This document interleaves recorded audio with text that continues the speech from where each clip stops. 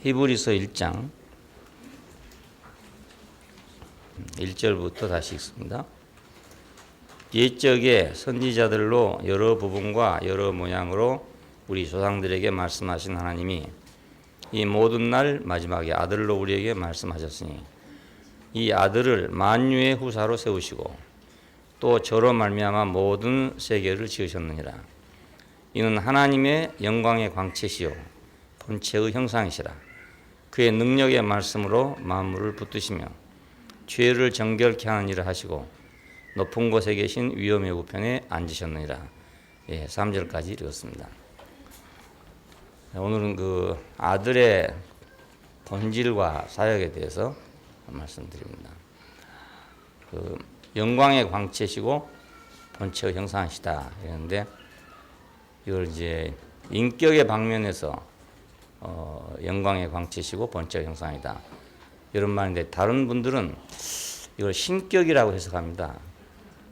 저는 생각할 때 영광의 광채는 인격이 아닌가 이렇게 생각을 하고 본체의 형상은 역시 인격이 아닌가 이렇게 생각합니다. 그래서 인격의 방면이라고 그렇게 제목을 붙였습니다.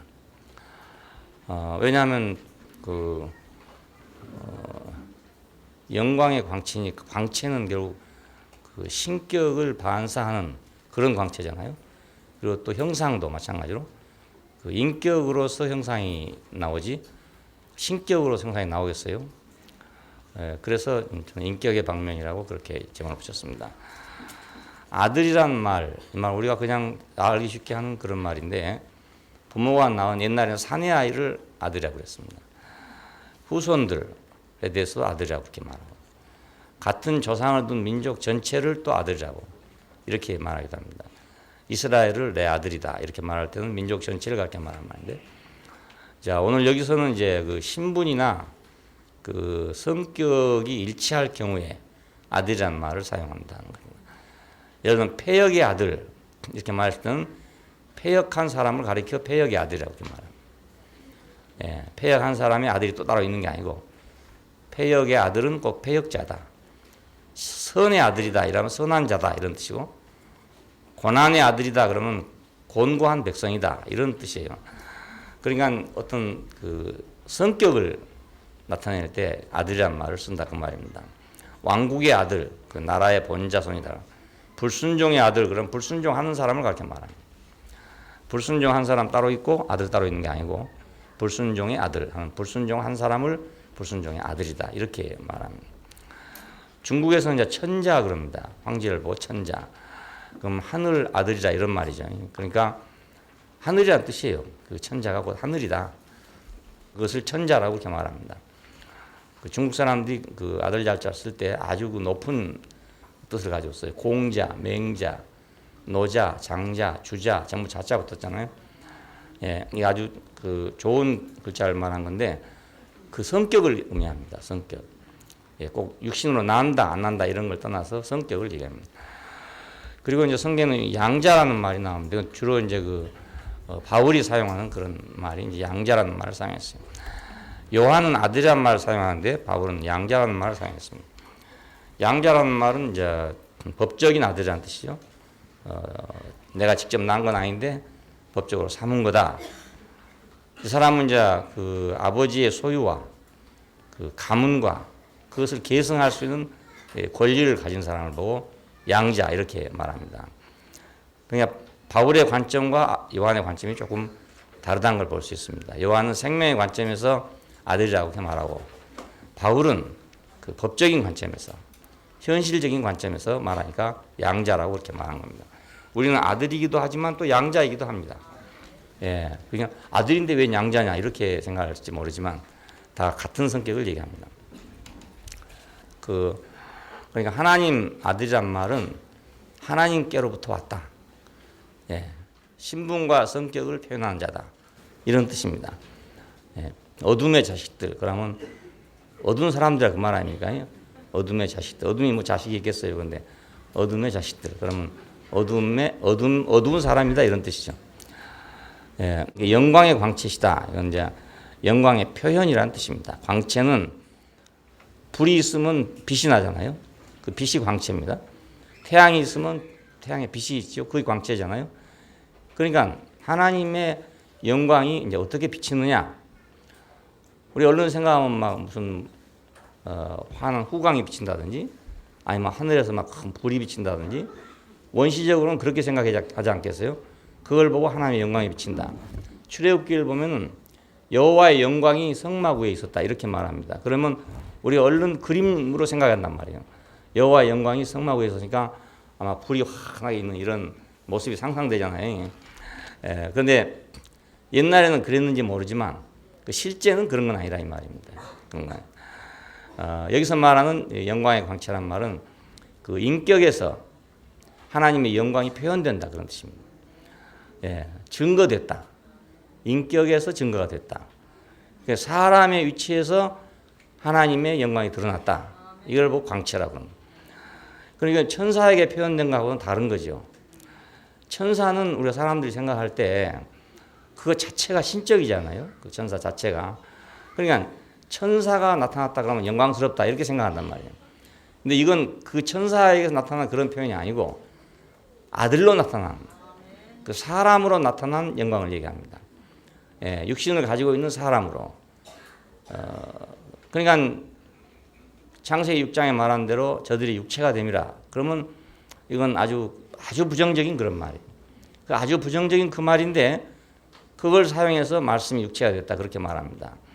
그러니까 하나님의 영광이라는 것은 뭐 천사를 통해서 막 영적으로 신령하게 표현된 것도 아니고 또 막 불처럼 환하게 드러난 그런 물질적인 것도 아니고 하나님의 영광은 결국 인격으로 나타난 영광이다 그 뜻입니다. 이게 최종적인 계시입니다. 그러니까 구약에서는 그런 게 있었어요. 구약에서는 이제 뭐 불이 환하게 빛나는 걸 보고 영광이라 하기도 하고 또 이제 뭐 천사들이 나타난 걸 보고도 하고 창세기 2장에서 그룹들이란 말은 천사들이란 말인데 그 영광스러운 걸 표현하기 위해서 그룹들이라고 합니다. 법궤 위에도 양쪽에 그룹이 두 개 이렇게 날개를 펴고 이렇게 내려다보고 있잖아요. 그건 그 법궤의 영광을 상징하기 위해서 만들어 놓은 거예요. 천사는 하나님의 영광이다. 이게 이제 원시적인 생각입니다. 그리고 물질적으로는 이제 빛이 비친다. 이런 거 영광이다 이렇게 생각했어요. 근데 최종적으로 그 실제가 뭔가 그것은 인격으로 표현된 것이다. 지금 히브리서가 주장하는 그겁니다. 아들로 말씀하셨으니 이 말은 전에는 천사로도 하고 예를 들어 불로도 하고 이런 거 많이 있었지만은 이제는 아들로 표현됐다 이런 뜻입니다. 아들로 표현됐다. 그러니까 이건 하나의 인격적 사건이죠. 사람을 통해서 일어난 사건인데 이 사건을 역설적으로 해석한 거라고요. 우리가 지금까지는 역설적으로 생각하지 않았기 때문에 천사가 나타나야 되지 않냐, 또 불이 이렇게 드러나야 되지 않냐 이렇게 생각했는데 예수 그리스도에 나타난 것은 예수가 뭐 불도 아니고 천사도 아니고 그냥 사람이잖아요. 자, 근데 예수 사건을 보고 하는 말이 여호와의 영광, 하나님의 영광이 나타났다 그런단 말입니다. 그럼 우리가 보면 예수께서 무슨 영광이 나타났겠어요? 십자가에서 죽고 있는데 무슨 영광이 나타나겠냐고요. 그러니까 이건 역설적으로 소화한 것이잖아요. 다른 사람 다 저건 이제 아주 망했다. 이렇게 생각하는 거란 말이에요. 우리가 현실적으로 생각한다면 그건 망한 거라고요. 망한 거. 저주받은 거고요. 그런데 사도들이 그걸 역설적으로 해석을 했단 말입니다. 저게 영광이다 이렇게 해석한 거예요. 저게 영광이다. 저게 인생의 영광이다. 왜 그렇게 한가? 인생은 하나님을 표현하기 위해서 하나님께 순종하는 것이 영광이다 이런 개념에서 이런 생각에서 볼 때는 예수께서 십자가에 죽으신 것이 아주 영광스럽게 보인다 이거예요. 어떤 관점에서 보냐가 다른 거 아닙니까? 어떤 관점에서 내가 사물을 보느냐, 사건을 보느냐가 달라진단 말이에요. 똑같은 사건을 놓고도 다르게 말하잖아요. 자, 왜 예수 사건을 놓고 이걸 영광이라고 말하냐?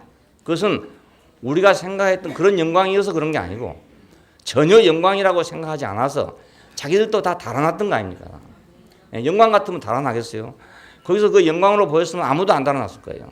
근데 그게 너무나 영광이 아니기 때문에 달아났단 말입니다. 근데 그것이 어떻게 바꿔져 가지고 탁 사람이 뒤집어져 가지고 그 영광으로 보이게 됐다는 거예요. 사람이 어떻게 확 바꿔져 가지고 뒤집어져 가지고 어저께는 검게 보이던 것이 오늘은 하얗게 보였다 이 말입니다. 예, 이건 아주 주관적인 문제입니다. 그러니까 예, 객관적으로 우리가 알 수 있는 그런 문제가 전혀 아닙니다. 인격적 사건입니다. 본체의 형상이다. 이 말도 그 본체란 말이 이제 실체 이런 말이에요. 실상. 그러니까 하나님의 실체, 하나님의 실상 그것을 나타냈다 그 말입니다. 하나님의 실체의 형상이었다. 그 형상이란 말은 이제 표현한다는 뜻입니다. 표식. 그 어떤 표시해 놓은 거 그런 걸 가르쳐 말합니다. 그런데 본체의 표식이란 말이죠. 본체의 표식이다.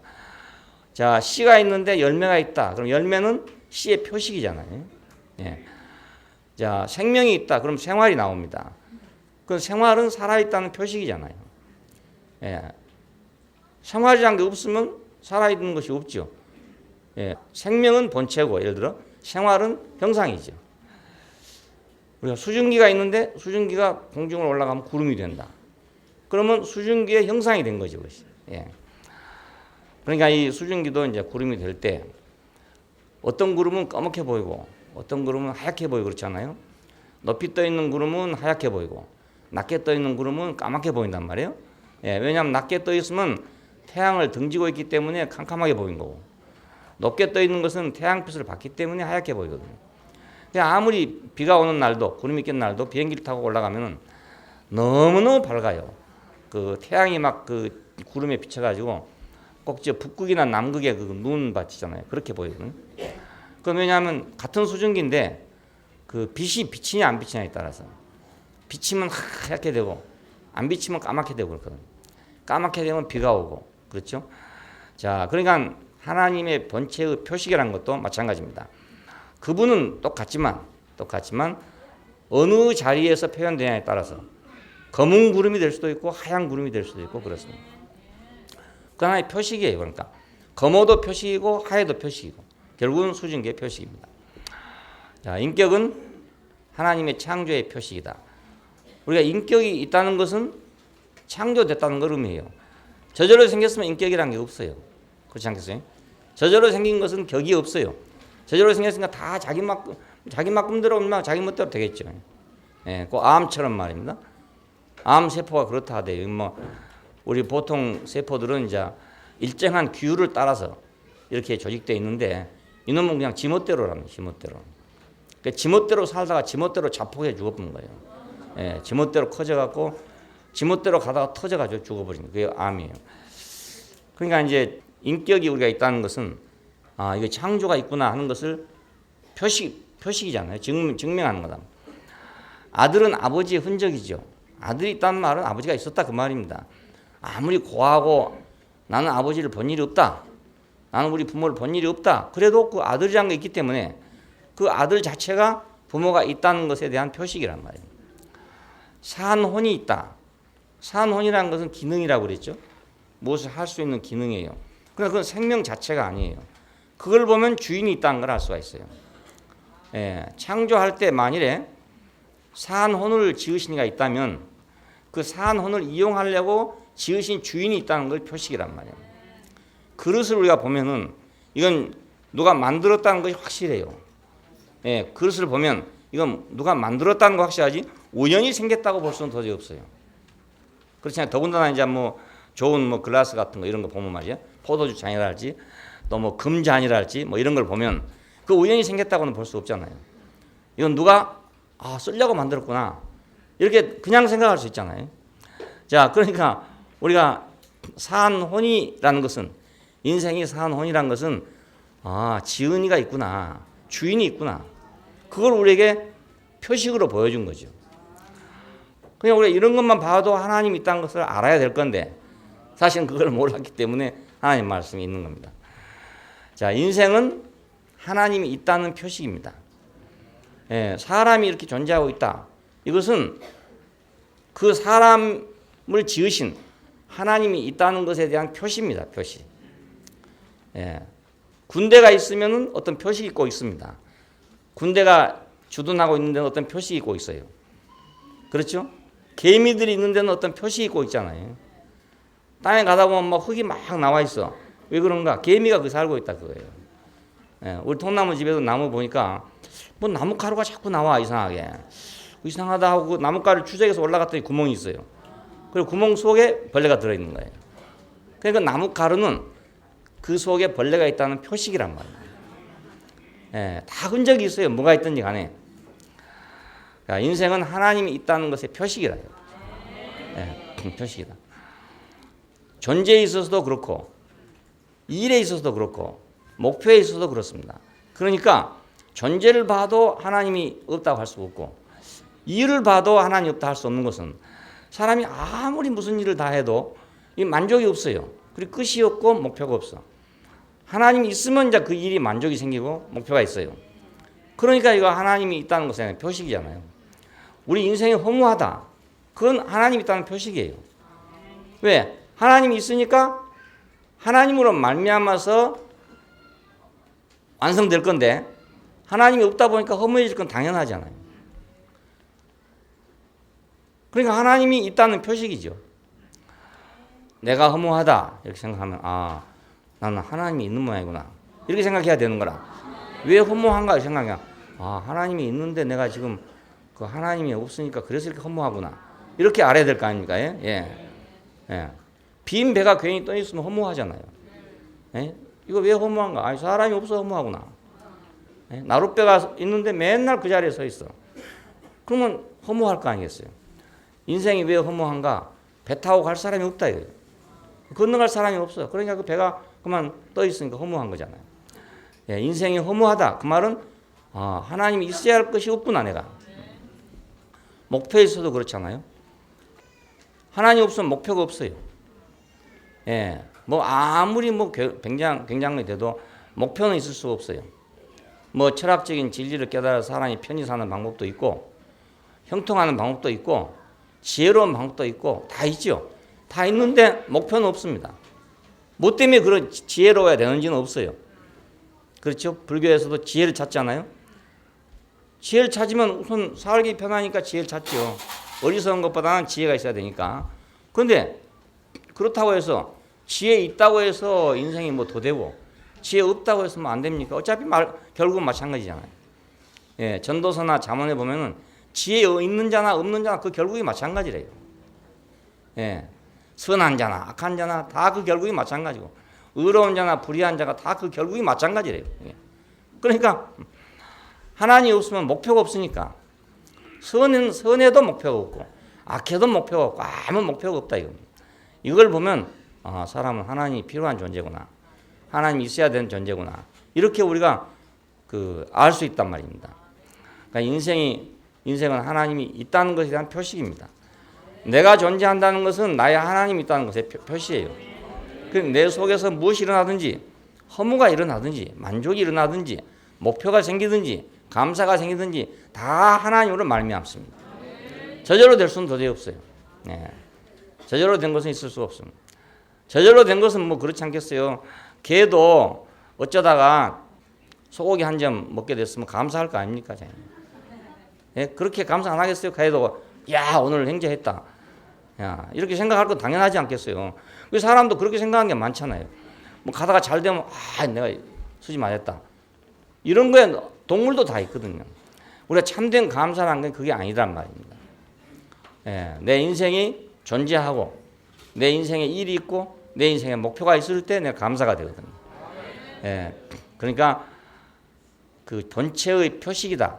본체의 형상이라는 말은 인격의 존재를 역설적으로 해석한 거란 말이에요.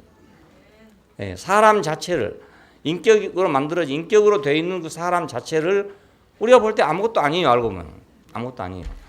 아무것도 아닌데 이것을 역설적으로 해석하니까 하나님의 표식이 된단 말입니다. 나는 허무한 존재다. 허무한 존재인데 그걸 역설적으로 말하니까 하나님의 표식이 되잖아요. 예, 빈 병이다. 빈 병은 아무것도 아니에요. 근데 빈 병을 역설적으로 해석하면 뭐가 있습니까? 소주가 있든지 포도주가 있든지 있을 거 아닙니까? 예. 그러니까 모든 건 복이 달렸죠. 복이 달렸죠. 그냥 빈병 자체로 보면 허무한 거예요. 그냥.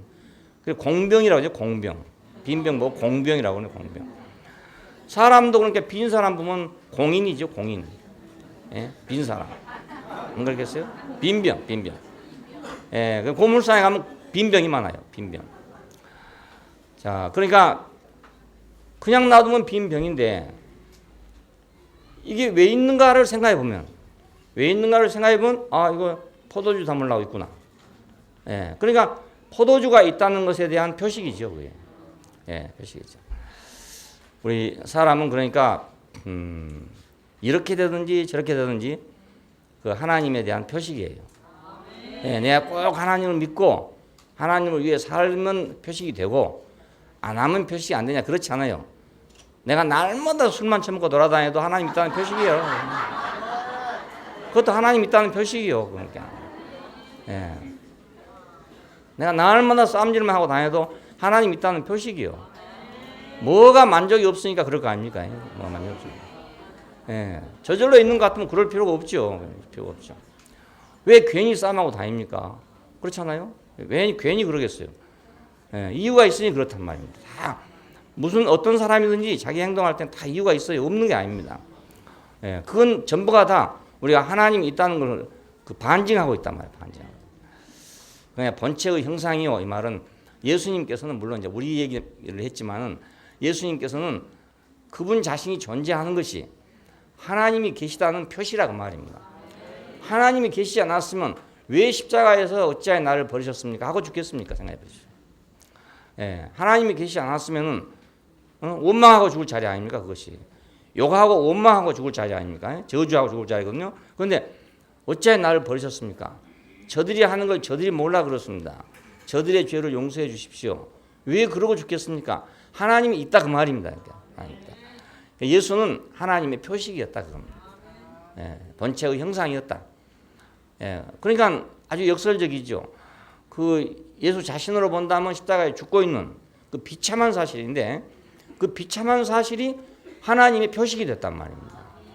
예, 우리가 어느 때보다도 예수님께서 가령 무리로 걸어갈 때라 할지 뭐 500명 5,000명을 먹였다 할지 뭐 이렇게 막 화려할 때 그때보다도 십자가에 있을 그때가 더 하나님의 표식이 됐단 말이에요. 그보다 더 강력하게 하나님에 대한 증거가 없잖아요. 예, 뭐 무리로 걸어가고 뭐 하는 건 뭐 군대 가도 있잖아요. 사열할 때 보면 굉장하잖아요. 그 북한 사진 나올 때마다 그 사열하는 게 나옵니다. 막 새빨간 기다리고 막 착착착착 하는 거 그게 나오잖아요. 예, 그건 뭐 영광이 대단하잖아요. 얼른 보면은. 예, 근데 예수님의 영광은 그게 아니지 않습니까? 그거 아닌데 그것이 하나님의 영광의 표시라 이 말입니다. 예, 본체의 형상이란 말이에요. 우리가 보는 걸 어떻게 보냐가 이게 중요합니다. 어떻게 보냐가. 그래서 막 빛과 번쩍하면 그 영광이냐 그것이 아니고 하나님 있음에 대한 증거란 말입니다. 하나님 있음에 대한 증거예요. 어떤 사람이 고민하고 있어도 그건 하나님 있음에 대한 증거죠. 왜 우리가 사람들에게 복음을 전하느냐? 하나님이 있기 때문에 전해요. 없으면 우리가 전할 수가 없어요. 전해 또 헛일이고요. 예. 그래서 성경에는 하나님이 있냐 없냐에 대한 말이 없어요. 어디도 하나님이 있냐 없냐에 대한 말이 없습니다. 그냥 하나님이 이렇게 말씀했다 이렇지 하나님이 있냐 없냐 이런 말이 전혀 없습니다. 그러니까 우리 모든 세계가 우리 모든 사람이 하나님 있음에 대한 실제적인 증거란 말이에요. 예. 역설적으로 보면 그렇잖아요. 그냥 보면은 모르죠. 그냥 보면은 그냥 어쩌다가 이렇게 생겼는가 이렇게 생각할 수 있지만은 그리고 또 인생의 어떤 비참함이나 이런 걸 보면 예? 전혀 우리가 하나님 볼 수 없을 것 같단 말이에요. 그런데 반대로 그걸 뒤집어 보면 하나님 있음에 대한 증거예요. 전에도 말씀드리지만 인생은 해석의 문제입니다. 해석의 문제. 어떻게 해석하냐 하는 문제입니다. 예수 그리스도의 인격은 하나님과의 관계에서 영광의 광채시고 본체의 표식입니다. 그러니까 예수님만 따로 딱 떼놓고 봐갖고서는 거기서 뭐 영광의 광채니 표식이니 이런 거 볼 수가 없어요. 하나님과의 관계 안에서만 그렇게 보인단 말이에요. 예, 내 인생도 그렇잖아요. 하나님과 관계에서 볼 때 내가 지금 뭐가 되는 거지? 나 혼자로 해석하면 절대로 아무것도 안 돼요. 하나님 없이 자기 속으로 아무리 머리 굴려봐야 나올 건 아무것도 없습니다. 혼란밖에 나올 게 없어요. 예, 하나님과의 관계에서 생각해야 되거든요. 관계에서. 예, 예수님도 하나님과의 관계가 없다면은 무슨 뭐 영광의 광채시고 본체의 형상이 될 수가 없습니다. 예, 그냥 한 30살쯤 된 시골 사람이 와서 뭐 그 제사장이나 서기관 이런 사람한테 거슬리는 소리 해가지고 그래 몰려가지고, 그렇죠? 그래 결국 십자가에 죽은 거 아닙니까? 간단하게 말하면 그렇게 말할 수 있어요. 예. 데모도 안 했지만 데모했다 해가지고 가다 죽인 거 아닙니까? 예를 들면 말이면. 그래 그렇게 했으면 그냥 지나간 거예요. 그러니까 역사가들은 그 사람에 대해 기록할 게 아무것도 없어요. 그 유대 역사가 요세푸스는 예수에 대해서 한 줄밖에 기록 안 했단 말입니다. 로마 역사가도 마찬가지로 예수에 대해서 어느 때 이런 처형된 사람이 있다 이렇게밖에 없단 말이에요. 그러니까 일반적인 눈으로 봐서는 아무것도 아니에요. 아무것도 아닙니다. 사도들이 이 사람을 보고 이렇게 말한 거지 결코 그 사람이 그렇게 돼서 한 것이 아니란 말입니다. 네. 지금 예수에 대한 증거는 100% 사도들의 증거에 의한 것입니다. 왜냐하면 딴 데는 없어요. 자료가 없어. 아예 연구할 자료가 없어요. 예, 그러니까 100% 사도들의 증언입니다. 성경은 결국 사도들의 증언이에요. 예, 세상이 신문 기자가 가듯이 가가지고 취재해서 기록한 그런 책이 아니고 이건 100% 사도들이 예수를 재해석해갖고 내놓은 말이란 말이에요. 예, 그러니까 이거 역사성이 있는지 없는지 이런 건 문제가 되지 않아요. 여기서는.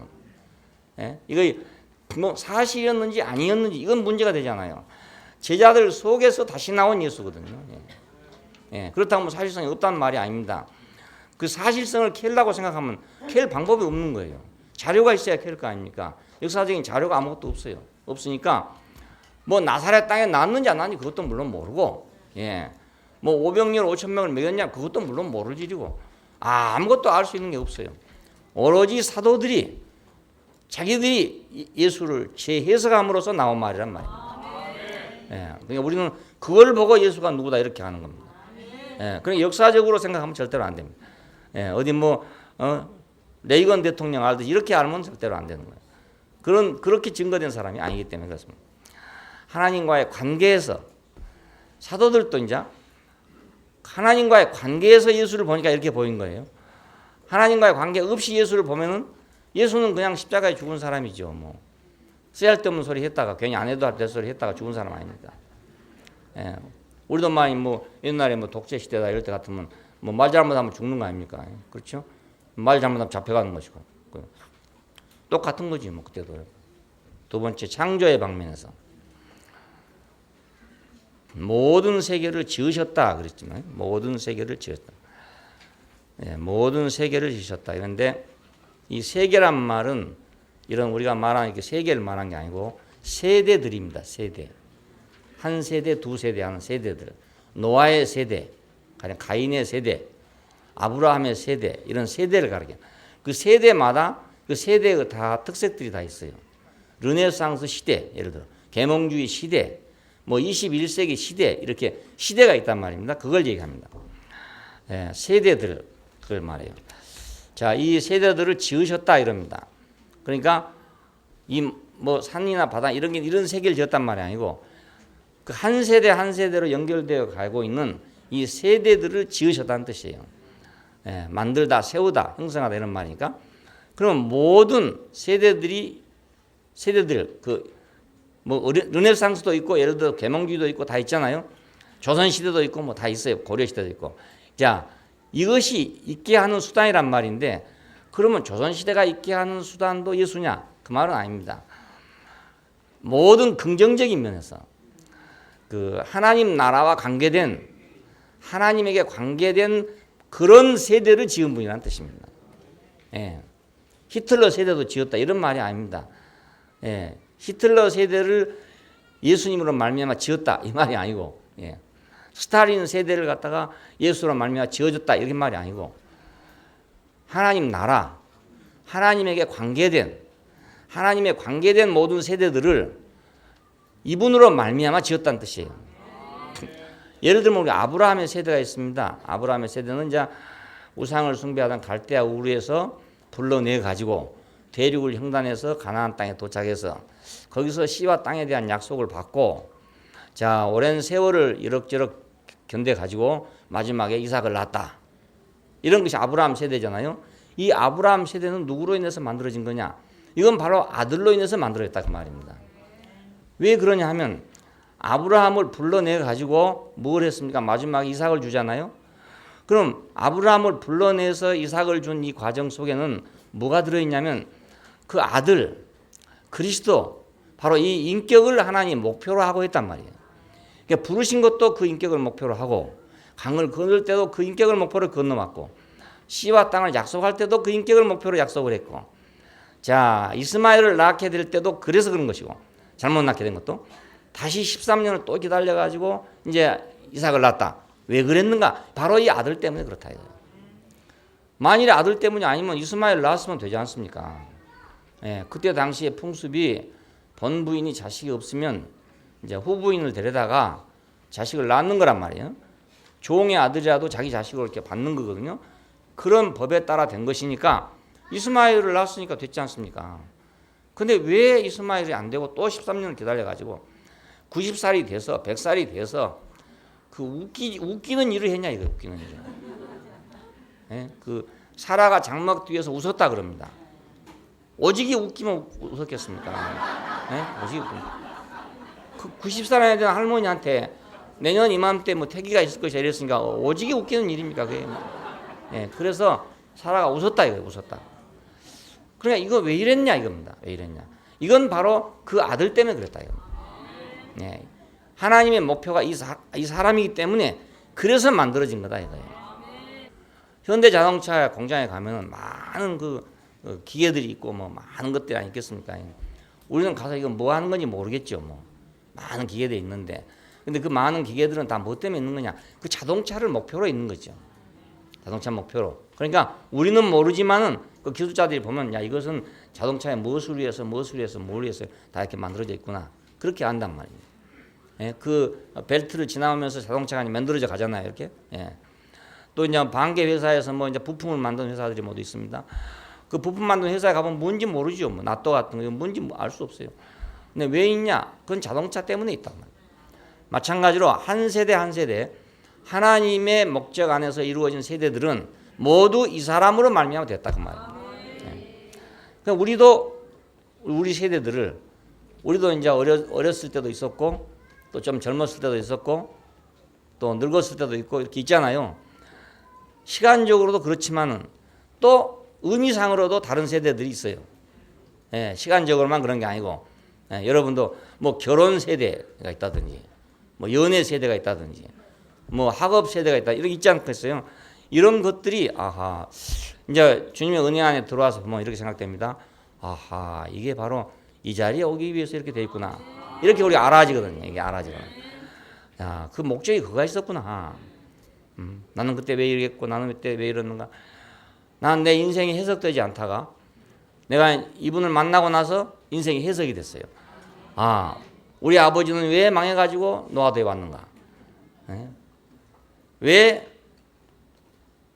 그렇게 늦게까지 고생을 하다가 나를 낳는가? 나는 왜 그렇게 가난한 속에서 어렵게 자랐던가?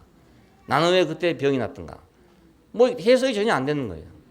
어쩌다가 뭐 그렇게 됐는가 보지 뭐 이렇게 생각했던 거죠. 그때는 그 해석하려고 생각도 안 했어요. 왜냐하면 생각할 수도 없는 일이기 때문에 그냥 뭐 그렇게 되는 거지 뭐 이렇게 생각하고 살았단 말이에요. 근데 뒤로 와서 보니까 이게 하나하나 다 뀌지는 구슬이 뀌지듯이 뀌지는 거예요. 예? 구슬이 서말이라도 뭐 뀌어야 된다는 말 있잖아요. 아무리 좋은 거 있었다 하더라도 이게 뀌어지지 않으니까 쓸모가 없는 거예요. 아무 쓸모가 없는 거예요. 근데 이것이 참 불행한 일이고 어려운 일들이었는데 이게 한 줄로 쫙 끼워지니까 이게 쓸모가 생긴단 말이에요. 예, 한 줄로 끼워지니까. 그러니까 그냥 구슬을 끼워야 하면 가방도 만들고 핸드백도 만들고 만들 거 아니겠어요. 그전에는 이거 물론 나는 구슬도 아니었지만은 예, 끼워지지 않으니까 그것마저도 쓸모가 없다 이거예요. 근데 아주 좋은 거라 하더라도 정말로 인생이 날 때부터 정말 막 영화롭게 나가지고 호화롭게 나가지고 뭐 잘 커서 뭐 승승장구에 나갔다 하더라도 끼워지지 않기 때문에 쓸모가 전혀 없어요. 예, 그러니까 모든 긍정적인 세대들이 있어지는 수단이 됐다 이겁니다. 그분으로 인해서 그분을 목적으로 해서 내가 딱 끼워보니까 쫙 끼워지는 거예요. 쫙 끼워지는 거예요. 야, 지난번에 미국 여자 교수 그 전시회 가니까 이제 천 쪼가리를 가지고 이제 작품을 만들어 놨어요. 그게 이제 보니까 여러 개의 천 쪼가리들을 붙여놨는데 그걸 연결하는 실은 하나래요, 하나. 예. 한 실로 한 바늘과 한 실로 그걸 모두 엮어놨대요. 그래서 야 이거구나 바로 인생도 바로 이렇구나. 이거 흔 조각이나 마찬가지인데 이걸 한실로 연결해놓으니까 작품이 되는구나. 교회도 그렇구나. 이거 다 제만큼 제각각인데 그 한실로 그리스도라는 한실로 쫙 끼워놓으니까 이 교회가 되는구나. 아 그래 내가 그 교수를 참 좋아해요. 자중에 우리 집에 데리고 와서 놀다 가고 그랬는데 모든 긍정적인 세대들이 있는 수단이 됐습니다. 하나님의 경륜의 목표가 아들의 나라잖아요. 자, 하나님 뭐 때문에 창조하시고 뭐 때문에 구속하시고 뭐 때문에 구원하시고 뭐 때문에 이런 일들을 간섭하시고 있는가? 그건 아들의 나라 때문에 그렇습니다. 아들의 나라는 자기를 표현해 자기의 형상이 되는 나라란 말이거든요. 자, 그러니까 아들은 모든 세대를 형성하고 달성하는 요인이 되는 거예요. 그 나라를 위해서 지금 모든 걸 섭리하고 계시니까 그 나라를 위해서 일을 하고 계시니까 마지막에는 그 나라가 나타나도록 할 거 아닙니까? 그러니까 그 아들은 바로 이런 세대들을 형성하고 달성하는 요인이 되는 거죠. 모든 목적이 지금 그가 있단 말입니다. 일하는 걸 가보면 여러분이 바느질 하는 데도 가보면요 여러 가지가 있는데 다 이건 무슨 목적을 가지고 해요. 그냥 하는 게 아니고요. 마지막에 가면 딱 옷이 나오거든요. 아들로 인해서 아들을 위해서 아들을 목적으로 그렇게 만들어지고 있어요. 요한복음 1장 3절은 모든 것이라고 했잖아요. 만물이라고 말했는데 이건 모두 모든 것이라는 뜻입니다. 영어로 all라는 말. 모든 것을 되게 하고 to become 존재하고 하게 하고 to come into being 그래서 존재하게 하고 되게 하고 요한복음 1장 3절 그렇게 말해요. 만물이 그로 말미암아 지은 바 되었으니 그가 없이 되어진 것이 아무것도 없다 이렇게 말하잖아요. 그 어떻게 그 예수가 없이는 안 된단 말인가? 그 그리스도라는 한 인격이 모든 것을 가능하게 하고 모든 걸 존재하게 했다는 거예요. 그 모든 것이란 말이 산이고 바다란 말이 아니고 뭐 소말리하고 이런 걸 말한 게 아니라 그 하나님의 세대들, 하나님 나라 안에 있는 그 세대들을 말한단 말입니다. 아브라함의 세대가 이래서 됐고 야곱의 세대가 이래서 됐고 모세의 세대가 이래서 됐구나. 그러니까 우리가 이제 이걸 알고 모세 세대를 보면 모세 세대가 가는 그 목적지가 있다고요. 그 목적지가 바로 이 사람을 향해 가는구나 그렇게 알 수 있어요. 그러니까 이걸 모르면 우리가 성경을 봐도 어디로 가는지를 모릅니다. 어디로 지금 가고 있는지 몰라요. 많은 지금 경우에 그런 일이 생겨 있습니다. 아들은 모든 것의 시작이고 방법이고 목적이고 그렇습니다. 그러니까 사람이 하나님의 시작이고 방법이고 목적이고 목수는 모든 걸 할 때 전부 나무로 해요. 그 나무로 한 사람 보고 목수라고 그럽니다. 나무를 가지고 공작하는 사람 보고 목수라고 그래요. 그리고 흙을 가지고 하는 걸 사람 보고 토수라고 그래요. 토수. 목수, 토수. 그렇습니다. 자, 그러니까 목수는 뭘 해도 나무로 하지요. 그래서 목수가 하는 목공소에 가보면 전부 나무 다루는 기계입니다. 기계가. 깎고 썰고 빼빠질하고 하는 모든 게 나무 다루는 거예요. 거기 있는 기계를 가지고 쇠를 다루려면 도저히 다룰 수 없어. 전부 나무 다루려고 있는 기계들이니까. 자, 하나님의 경륜 안에 있는 어떤 세대들을 가보면은 그 안에는 모두 이 한 사람을 목표로 해서 공장이 만들어져 있고 기구가 다 있고 방법이 다 있고 요인이 다 있단 말입니다. 목공소에 가보세요. 나무하고 나무 자르고 하는 그 기계밖에 더 있습니까? 근데 목수가 와가지고 그걸 가지고 어떻게 하면 책상도 되고 어떻게 하면 의자도 되고 어떻게 하면 농도 되고 이렇게 하는 거예요. 그러니까 하나님의 목적은 바로 아들로 시작해서 아들 안에서 마친 거다. 하나님 나라는 아들로 이루어진 나라입니다. 아들로 이루어진 나라. 인격으로 이루어진 나라. 사람으로 이루어진 나라. 아들의 나라. 아들의 나라. 그러면 아들의 나라 이럴 때 우리가 아들 따로 있고 나라 따로 있는 것처럼 생각되잖아요. 근데 그 말이 아니고 아들의 나라는 아들 나라입니다. 아들 나라. 물의 나라. 그럼 물나라잖아요. 이것이. 물의 나라는 뭡니까? 바다 아닙니까? 바다. 그렇죠? 물이 있고 물의 나라가 있는 게 아니지 않습니까? 물의 나라. 우리가 말이 좀 그래서 물의 나라는 물이에요. 물. 바다. 동물의 나라는 동물이죠. 자, 그러니까 인격의 나라는 인격이죠. 사람의 나라는 사람이죠. 그냥 이렇게. 자, 아들은 만유의 상속자가 된다. 왜 여기서 보니까 만유의 상속자 후사로 세웠다 이렇게 말하냐 그러면 당연하지 않아요. 이제 생각해 그렇죠? 그 모든 것은 다 어디로 귀속될 것이냐? 전부 인격으로 귀속된단 말입니다. 예, 사람에게로 귀속되도록 지어놨어요. 인격으로 귀속되도록. 그러니까 인격이 소유하고 관리하고 통제할 수 있도록 그렇게 지어놨단 말입니다. 이게 이제 하나님의 경영이고 목표고 그렇습니다. 그러니까 만유를 수확할 자다. 결국은 다 널려져 있는데 누가 수확할 것이냐? 뭘로 수확할 것이냐? 그 인격으로 수확해야 수확이 된다 그 말입니다. 네. 자, 모든 만물이 있습니다. 사건이 있습니다. 여러 가지가 있는데 그걸 어떻게 수확을 해야 이게 수확이 되나? 수확할 방법이 있어야 되잖아요. 방법이 있고 목표가 있고 그래야 이제 수확이 될 거 아닙니까? 근데 이 세상에는 훌륭하고 똑똑하고 이런 건 다 많은데 이걸 수확할 수 있는 방법도 없고 수확할 수 있는 목표도 없어요. 그러니까 맨날 어지르기만 하는 거예요. 아이들은 보면요. 정리할 줄 몰라. 어질 줄 알아. 그냥 놀고 어지는 것밖에 몰라요. 예, 정리를 못 하거든요. 정리를. 그래서 아이들한테 정리하는 걸 가르쳐야 되거든요. 이제 예, 정리하는 거. 그냥 놔두면 난장판이 돼버리면 말거든요. 뭐 90평 아파트든지 100평 아파트 갖다 놓으면 아이들한테 줘보면 다 난장판이 되고 말고. 그러니까 이제 좀 크면은 정리하는 습관을 길러야 되는 거라. 그래야 자기 주변을 정리해 나가거든요. 네. 우리 인생은 만물을 정리하고 만물을 수확할 자란 말입니다. 예. 근데 뭘로 그걸 수확해야 되는 거냐? 뭘로 수확해야 되냐? 그것이 바로 인격 안으로 수확해야 모든 것이 다 살아나게 되는 거예요. 예. 내 주변에 있는 모든 일, 사정, 만물, 그 모든 것들을 뭘로 이렇게 수확을 해야 될 것이냐? 예. 인격 안으로 수확하면은 그게 다 복된 것이 돼요. 예. 어떤 것도 복된 것이 돼요. 설마 그것이 실사 그게 좀 안 좋은 거라 하더라도 인격 안으로 수확되면 그 복이 된단 말입니다. 근데 좋은 거라 하더라도 굉장히 좋은 거라 하더라도 인격 안으로가 아닌 다른 데로 수확하면 그게 멸망이 되고 말아버립니다. 예.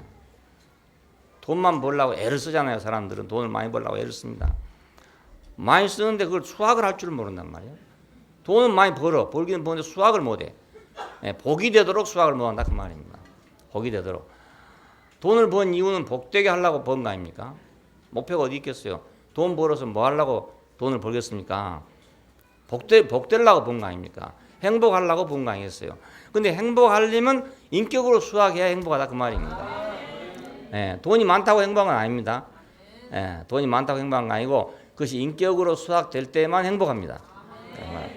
예, 그러니까 그리스도가 없으면은 아무리 좋은 거 있어도 그게 행복이 될 수가 없어요. 수확이 잘못돼 버리니까. 예. 산골 농사 지어가지고 고라니 좋은 일 한다 이런 말이 있습니다. 예. 산골에 농사 열심히 지어놨어. 열심히 지어놨는데 고라니가 와서 다 먹어버리잖아요. 예. 사람 먹을 건 없다 이 말이죠. 그러니까 산골 농사 지어가지고 고라니 좋은 일 한다. 예. 인생도 그런 건 마찬가지예요. 농사는 열심히 지어. 근데 자기 수확할 건 없다 이거예요. 전도서를 우리가 읽어보면 절절히 그렇게 말해요. 아무것도 건질 게 없대요. 가져갈 게 없대요. 수확할 게 없대요. 아무것도 없대요. 왜냐하면 상속자가 못 되니까. 상속자가 아니니까. 상속자만이 그걸 가져갈 권리가 있는데 상속자가 아니니까 가져갈 게 없단 말입니다. 널려져만 있어. 그냥 다 널려져 있어요. 그러니까 우리 주변에 우리를 복되게 할 것이 얼마든지 널려져 있습니다. 널려 있는데 왜 복되지 못한가 하면 수확을 못하기 때문에. 그래서 복되지 못합니다. 수확을 못하니까. 농사 아무리 잘 지어놔도 수확 못하면 헛일이거든요. 수확 못하면. 벼가 막 완전히 다 익어가지고 비기 직전인데 태풍에다가 홍수가 나버렸다. 그래 보면 다 휩쓸려가지고 못 먹게 되잖아요. 수확 못하면 굶어 죽는 거죠. 뭐든지 그래요. 내 인생 벌려놓고 수확을 못하면 나는 굶는 사람이 되고 말이에요. 아무것도 가져갈 것이 전혀 없죠. 예, 우리는 수확할 자가 된다 이 말입니다. 만유의 후사가 된다. 아들을 후사로 세웠다. 예수 그리스도를 만유의 후사로 세웠다. 예, 그것은 우리도 그리스도 안에서 만유의 후사로 세워졌다 이런 뜻입니다. 우리가 따로 후사가 될 수는 없어요. 그분 안에서 우리는 그분과 함께 후사가 됩니다. 자, 세 번째는 구속의 방면에서 만물을 붙드신다 그랬습니다. 붙드신다. 능력의 말씀으로 모든 것을 보존하신다, 붙드신다 이랬는데 여기서 그 능력의 말씀이란 말씀은 그 성경에 있는 기록된 말한 게 아니고 레마, 그 즉시로 발하여지는 말씀을 얘기합니다. 그냥 그분 자신의 말로, 예, 그분 자신의 마음으로, 예, 마음이 말이 되잖아요. 마음이 말이 되고 말이 기록이 되고. 자, 그러면 그분의 말씀이 그분의 마음이 말이 될 때는 레마가 되고 그 기록이 되면 로고스가 되고 그렇습니다. 예. 능력의 말씀으로 모든 것을 보존하신다. 이 보존한다는 말이 이제 짊어진다, 나르다, 안내한다 이런 뜻인데 여기서는 가져오다 이런 뜻이 제일 정확한 것 같아요. 가져오다. 능력의 말씀으로 모든 것을 가져온다. 하나님의 목적 안으로. 어디로 가져오냐? 하나님 목적 안으로 가져온다. 그러니까 우리가 모든 것을, 그러니까 모든 것을 사건이 됐든지 사물이 됐든지 뭐가 됐든지 간에 모든 것을 하나님 목적 안으로 가져올 수 있는 것은 바로 십자가에 못 박힌 그 인격입니다. 예, 그 인격은 모든 것을 하나님 목적 안으로 가져옵니다. 가져와. 부정적인 것도 하나님 목적 안으로 가져온단 말입니다. 가져와. 그러니까 세상에 우리가 살면 좋은 것만 있는 건 아니지 않습니까? 예, 어려운 것도 있고 많은 게 나쁜 것도 많이 있어요. 근데 그것은 이제 어떻게 하나님 목적 안으로 가져오냐는 게 문제입니다.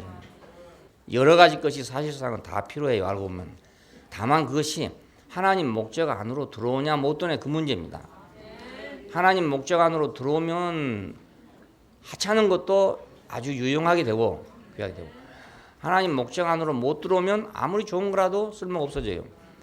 건축 현장에 가보면 집을 짓는데 필요한 것만 집 속으로 들어갑니다. 그리고 이제 나머지는 다 버려져 버립니다. 나머지는 버려져. 그 제주에서 고물상에 가보니까 참 아까운 게 많이 나와요. 아까운 게. 요즘 구리가 굉장히 비싸지 않습니까? 굉장히 비쌉니다. 그런데 그 전선이 이렇게 굵은 거 있어요. 큰 거. 그 안에 구리가 막 가닥으로 들었거든요.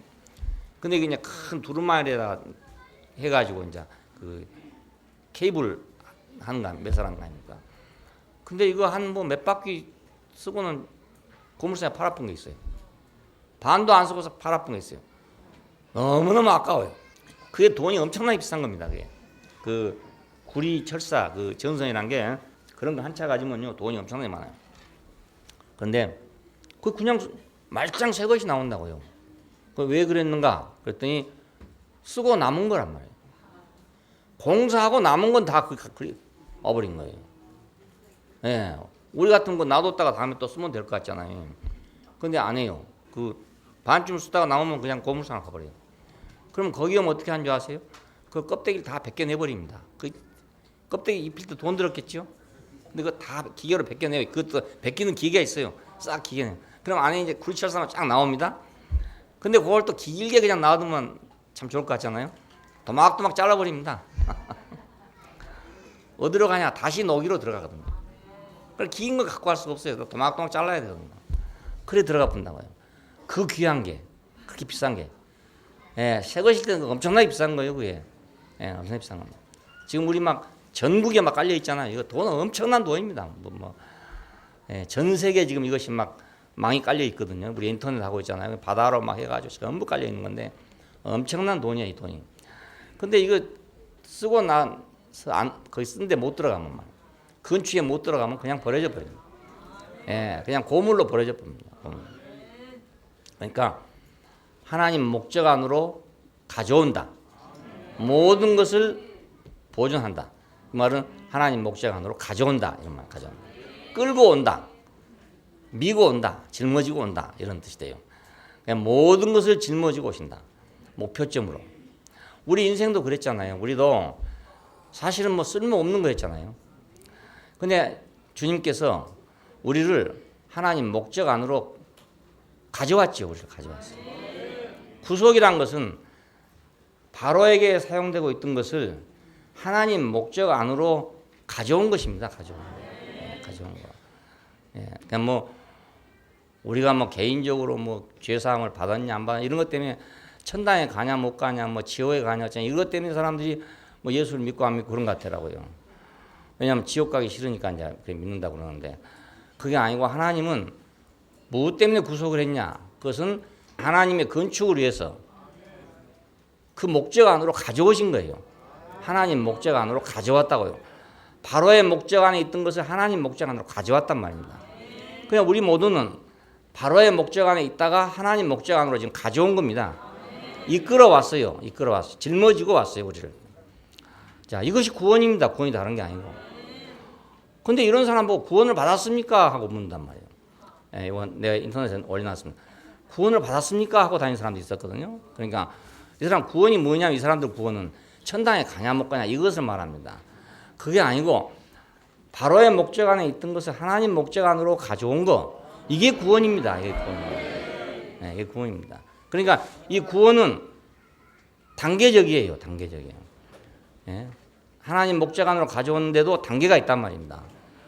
그러니까 단계적으로 오는 사람 보고 구원을 받았습니까? 하면 그게 말이 됩니까? 그게 지금 저 애굽에서 나와가지고 광야에서 성막 짓고 있는 사람 보고 당신 구원을 받았습니까? 이건 말이 됩니까? 이게?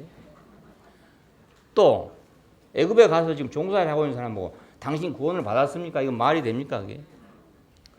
예. 그게 말도 안 되는 소리예요. 말도 안 되는. 다 어떤 정도의 구원을 다 받고 있어요. 우리가. 구원이란 말은 어떤 상태에서 어떤 상태로 옮겨왔다는 뜻입니다. 옮겨왔다. 그럼 우리는 다 어디 지금 옮겨오고 있는 거죠. 옮겨오는. 내가 예를 들어 어려서 이웃집에 모임이 있어서 갔다. 그래서 내가 그 동기가 돼가지고 교회를 다니게 됐다. 이것도 아무것도 아닌 일이지만은 작은 구원이죠, 그것이. 예, 우리 동네 다른 친구들 아무도 안 가는데 나 혼자 갔으니까. 그래가지고 평생 내가 기독교와 관계가 가는 사람이 됐잖아요. 그게 구원이죠, 그거에. 그러나 그걸로 끝이 아니잖아요. 다음 단계가 있고 또 다음 단계가 있고 다음 단계가 있고. 애굽에서 나왔으면 끝입니까? 그것이 아니잖아요. 나오긴 나왔는데 홍해바다를 건너야죠. 홍해바다 건넜으면 끝입니까? 아니죠. 하나님 말씀을 받는 시내산 밑에 왔어야죠. 시내산 밑에 오면 끝입니까? 성막을 지어야죠. 가나안 땅에 들어가야죠. 구원은 이렇게 단계적이란 말입니다. 예. 근데 그 단계 안에 있는 사람 뭐 구원을 받았습니까? 이거 말이 됩니까? 아니면 종살이 하고 있는 사람 뭐 구원을 받았습니까? 그만 종살이 하고 있는데 나는 지금 딱지 하나 받아놨습니다. 이 말이지 결국에. 난 지금 종살이 하고 있는데 딱지 하나 받아놨습니다. 천당 갈 딱지 받아놨습니다. 이 말 물어보는 거예요. 이 말 물어보는 거예요. 종살이 하는 사람이 천당 갈 딱지가 어디 있습니까? 그게 그렇잖아요. 구원은 현실적인 겁니다. 현실 옮겨진 거예요. 옮겨진 거. 내 삶이 지금 옮겨진 거 아닙니까? 오늘 지금 왜 대국회에 와 있습니까? 지금 옮겨져 와 있는 거 아닙니까? 무슨 다른 목적으로 지금 옮겨져 와 있어요. 옮겨져 와 있는 사람 뭐 당신 구원을 받았습니까? 자기가 미친 사람이지. 그렇잖아요. 예. 안 그렇습니까? 지금 아니 뭐 지금 갈 데가 여기밖에 없어요. 여기 왔습니까? 갈 데 많잖아요. 지금 오늘 지금 더운 날 지금 뭐 바닷가에 가면 풍덩풍덩 참 재밌지 않겠어요? 예. 좋은 데 많은데 왜 여기 왔습니까? 예. 지금 옮겨온 거 아닙니까? 사람이 옮겨갔잖아요. 이렇게 옮겨가는 겁니다. 우리가 옮겨가는 겁니다. 어디로 옮겨가냐? 새로 사람까지 옮겨가는 겁니다. 옮겨갑니다.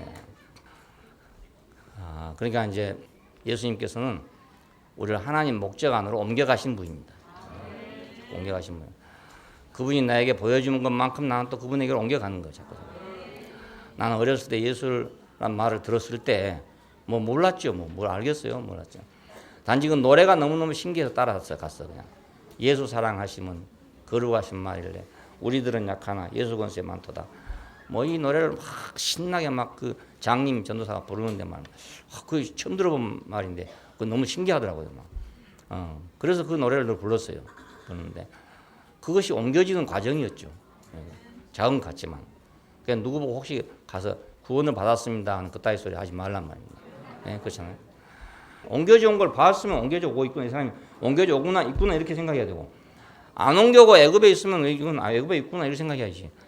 예? 애굽에 있는 사람 보고 구원을 받았습니까 해도 안 되고, 옮겨가고 있는 사람 보고 구원을 받았습니까 해도 안 되는 일 아닙니다. 교리적이에요. 그냥 그런 게 교리적입니다. 예, 모든 것을 짊어지고 왔다.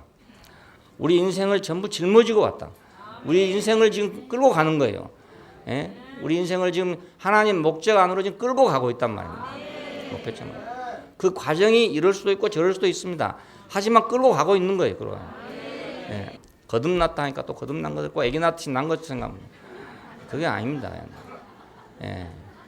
위로부터 났다 이렇게 말했는데, 그 다시 났다, 위로부터 났다 이렇게 말했는데, 그건 예수로 말미암아서 다시 시작됐다는 뜻입니다. 시작. 모세가 광야에서 뱀을 든 것처럼 인자도 들려 하리니 이는 저를 믿는 자마다 영생을 얻게 하려 하심이라. 요한복음 3장 15절에 그렇게 말합니다. 그리고 나서 하나님이 세상을 이처럼 사랑하사 독생자를 주셨으니 누구든지 저를 믿는 자마다 멸망치 않고 영생을 얻게 하려 하심이라. 그럼 요한은 구원이란 말 하나도 안 썼어요. 전부 영생이란 말을 쓰고 있어요. 영생. 그럼 영생하고 구원하고 다른가? 그거 아닙니다. 영생이 구원이고 구원이 영생이 그렇습니다. 예. 생명의 관점에서 보니까 영생이라고 말한 거예요. 바울은 왜 구원이라고 말하냐? 그건 현실의 관점에서 보니까 구원이라고 말해요. 한 가지 사실을 놓고 두 가지 면에서 말한 것입니다. 모든 것을 짊어진다. 만물을 붙들어준다 이 말은 모든 것을 짊어지고 간다. 모든 것을 이끌어간다. 어디로? 하나님 목적 안으로 이끌어가고 있다. 그냥 우리가 어떻게 되든지 하나님 목적 안으로 이끌어가면 되는 거라. 예, 가는 동안에 뭐 뻘밭을 만나 갈 수도 있고, 또 뭐 늪지를 만나 갈 수도 있고, 뭐 산속을 갈 수도 있고 할 수 있는 거예요. 예, 어느 길로 갈지 우리는 모르니까 각자 주님 인도하신 길이 또 다를 수도 있어요. 죄들을 정결케 했다 그럽니다. 이 죄들이란 말은 이제 관역을 맞추지 못했다는 말에서 나온 말입니다. 관역이 빗나갔다. 과오, 범죄, 모욕, 잘못, 불법 이런 것들이 다 죄들에 속합니다. 자, 이런 것들을 정결케 했다 그러면 정결케 했다. 그럼 이제 우리가 그것을 회개하고 씻어내면 다 정결케 되는 거냐? 아무리 회개해도 남은 건 남을 수 있잖아요. 그렇잖아요? 예. 돈 같으면 그냥 내가 남의 돈 가져와서 갚아보면 끝나는 거라. 그래도 내가 남의 돈 훔쳐왔다는 건 그냥 여전히 남아있어요. 내 생각 속에 남아있을 거 아닙니까? 예. 돈을 갖다 줬어도. 그러니까 우리 속에서는 없어질 수가 없다고요. 예. 내가 잘못한 것은 내 속에서 없어지지 않아요. 예. 내가 없애려고 아무리 노력해도 없어지지 않아요. 근데 죄들을 정결케 했답니다. 예. 죄들을 정결케 했다. 왜 그런가 하면 그분은 우리를 부를 때 어디서 불렀냐면 자기의 그 인격 안에서 불렀어요. 죄와 상관이 없는 거기서 불렀단 말입니다. 그래 그분이 볼 때는 죄가 없다 이렇게 보는 것입니다. 그 안으로 불렀으니까. 자, 인격 안에는 그러니까 인격 안에 이런 게 없는 거죠. 그러니까 쉽게 말하면 그 십자가에 못 박힌 그 자리에는 이런 것 저런 것이 없단 말입니다. 예, 그래서 이렇게 말합니다. 자, 이 자리를 마련하고 모든 과오와 수치를 씻어냈다 그럽니다. 제사장의 사역이란 게 그거예요. 매일 하는 일이 뭐냐면 백성의 죄를 위해서 그 양을 잡아서 제단에 드리고 그리고 이제 피를 받아서 지성소에 갖다 넣으면은 하나님께서 그걸 보고 용서를 해줬다. 그 용서를 선포하는 일이 제사장이 하는 일입니다. 그러면 제사장은 항상 백성의 죄를 자기가 짊어지고 가서 사함을 받아가지고 나오는 사람이죠. 언제든지. 예수 그리스도의 사역이 바로 제사장의 사역이다 그겁니다. 우리의 죄들을 짊어지고 자기 자신이 그것을 짊어지고 가서 하나님 앞에 갔다가 왔다 이 말입니다. 하나님 앞에 갔으니까 그분이 죽었을 거 아닙니까? 예, 죽고 나왔단 말입니다. 이것이 제사장의 사역이라는 뜻입니다. 우리 모든 것을 씻을 방법, 우리가 씻을 방법이 없어요. 예, 우리는 씻을 방법이 없어요. 항상 남아있으니까. 근데 그분이 씻어줬다, 이겁니다. 씻어줬다. 그리고 우리가 의롭게 된다는 것도 우리가 의롭게 되는 게 아니고 의로 여김을 받는 것입니다. 의롭다고 여김을 받는다. 그분으로 인해서 우리가 의로 여김을 받는다. 그럼 예수라는 이제 그 안경을 가지고 예수라는 안경을 가지고 하나님이 우리를 보신다 이런 뜻이에요. 그러니까 그냥 하나님 이렇게 보면은 죄란 말입니다. 그냥 하나님 눈으로 그냥 보면 죄인데 예수라는 그 안경을 가지고 보면 자기 아들이란 말입니다. 그래서 의로 여긴다는 말이 나옵니다. 의로 여긴다. 그 사람 안에 있는 모든 것을 의로 여긴다. 자, 이 사람이 없었을 때는 그러니까 안경이 하나 없는 거 아닙니까? 아들이 없었을 때니까 뭘로 봤냐? 율법으로 봤어요. 율법으로 보니까 이건 죄고 이건 아니고 뭐 이렇게 선하고 악하고 다 될 거 아니겠습니까? 이렇게 되는데 사람이 거기서 한 사람도 의롭다함을 받을 사람이 없다 이거예요. 그래서 이제 아들로 보니까 아들 안에서 예수님께서 우리를 자기 안에 품었기 때문에 하나님이 그 아들 안에서 범으로 말미암아 정죄를 할 수가 없게 됐다는 뜻이에요. 그래서 의로 여김을 받는다는 뜻입니다. 의로 여김을 받는다.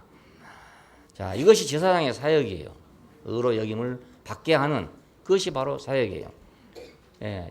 제단에서 제물이 죽었으면 양이 죽었지 내가 죽었습니까? 나는 죽은 게 아니지 않습니까? 그 양이 대신 죽어가지고 지성소에 갔다 오므로 말미암아서 나를 의롭다고 여기셨다는 뜻이에요. 그걸 통해서. 우리는 예수 그리스도를 통해서 의롭다고 여김을 받는단 말입니다. 모든 일을 마치시고 쉬셨다. 높은 곳에 계신 위엄의 우편에 앉으셨다 그럽니다. 이것은 앉았다는 말은 이제 일이 끝났다는 뜻입니다. 제사장은 항상 서서 봉사를 합니다. 서서. 앉을 수가 없어요. 그 안에서. 일이 안 끝나기 때문에. 그런데 예수님께서는 보좌 우편에 앉으셨다. 이 말은 일을 끝냈다는 뜻이에요. 일을 끝냈다.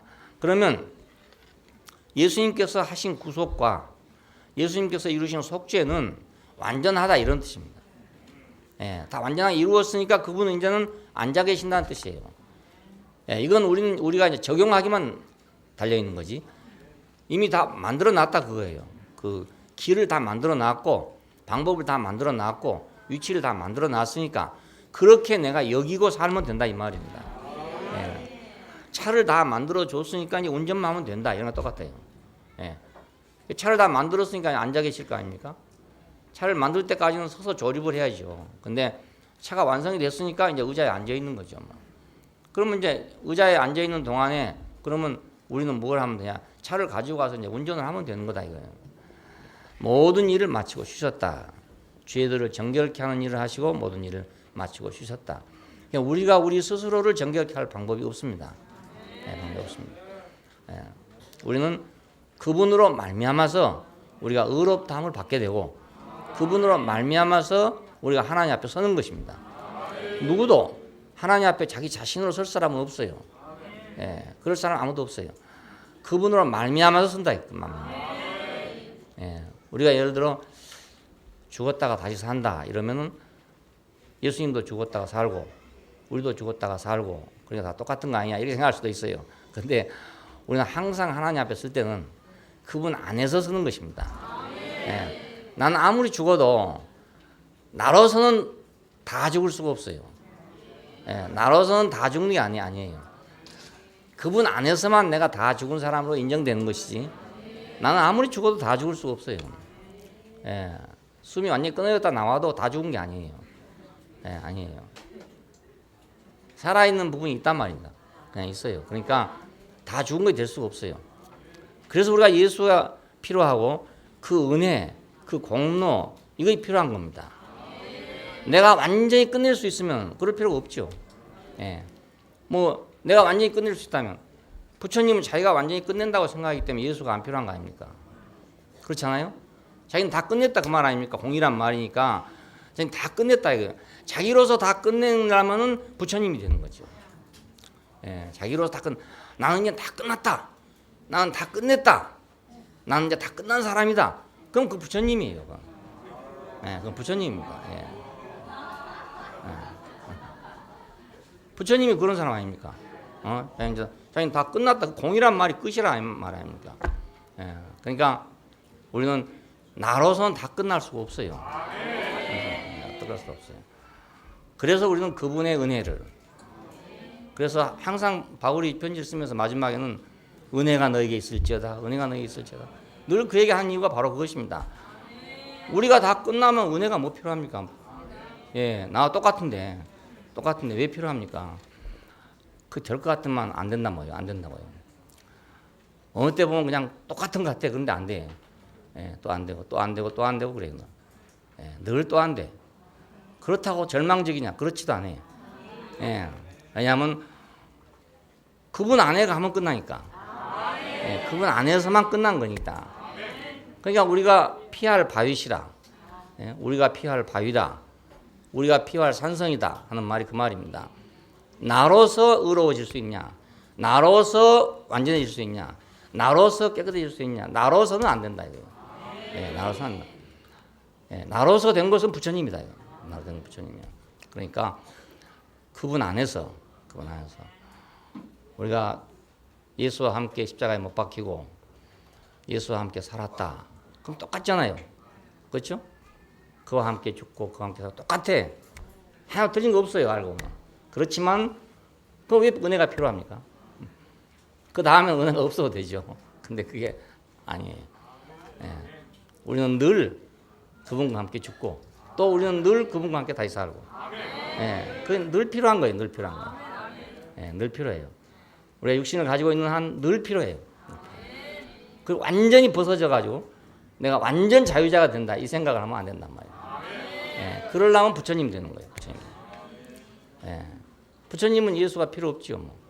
자기가 다 끝났으니까. 자기가 다 공이니까. 자기가 다 무니까. 그러니까 부처님이야 예수 필요하겠습니까? 근데 우리는 예수가 필요하다. 우리를 짊어지실 분이 필요하다. 우리를 하나님 목적 안으로 계속 끌고 가실 분이 필요하다. 예. 한 번 왔으니까 다다 그거 아니에요. 이 길이 멀고도 멀어. 그래서 길이 끝이 난 게 아니에요. 끝이 난 길이 아니에요. 계속 가는 거예요. 근데 가는 것이 사는 거예요. 또 알고 보면. 예. 그냥 뭐 노예처럼 간다 그 말이 아니고 가는 것이 사는 거예요. 어린 아이들이 사는 거나 어른이 사는 거나 똑같이 사는 거 아닙니까? 과정이 다를 뿐이지. 그래서 우리 저 영선이 보면서 내가 그래서 어제도 그랬어요. 참 너는 행복하고 즐겁다. 매 순간 즐거우니까 막 매 순간 즐겁고 뛰고 막 놀고 막 얼마나 재미가 있는지 막 하여튼 거기다 막 조금만 부추겨 주면 막 신이 나가지고 막 영상이는 눈도 쌍꺼풀이고 얼굴도 예쁘고 코도 예쁘고 입도 예쁘고 다 이쁘네. 그럼 막 신이 나가지고 뭐 어쩔 줄 몰라. 그래서 그러니까 지금 어린 아이지만은 어른의 입장에서 뭐 어린 아이잖아요. 하지만 지금 잘 살고 있는 거 아닙니까? 예.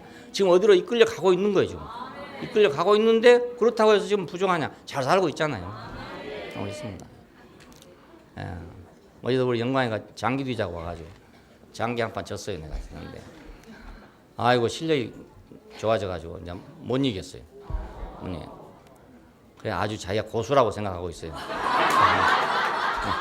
할아버지를 능히 이기니까 고수라고 해요. 한 판 딱 이기더니 이제 순임하고 둘이 하래. 둘이.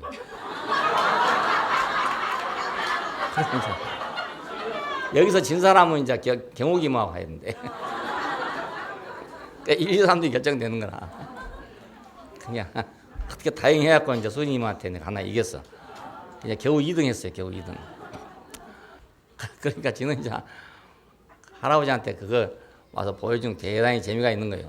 자기가 간수 배워가지고 와서 삼촌한테 하고 이제 아빠한테 하고 장기를 배우거든요. 배우니까 나는 이제 안 배우고 가만 그대로 실력이 그대로 있지.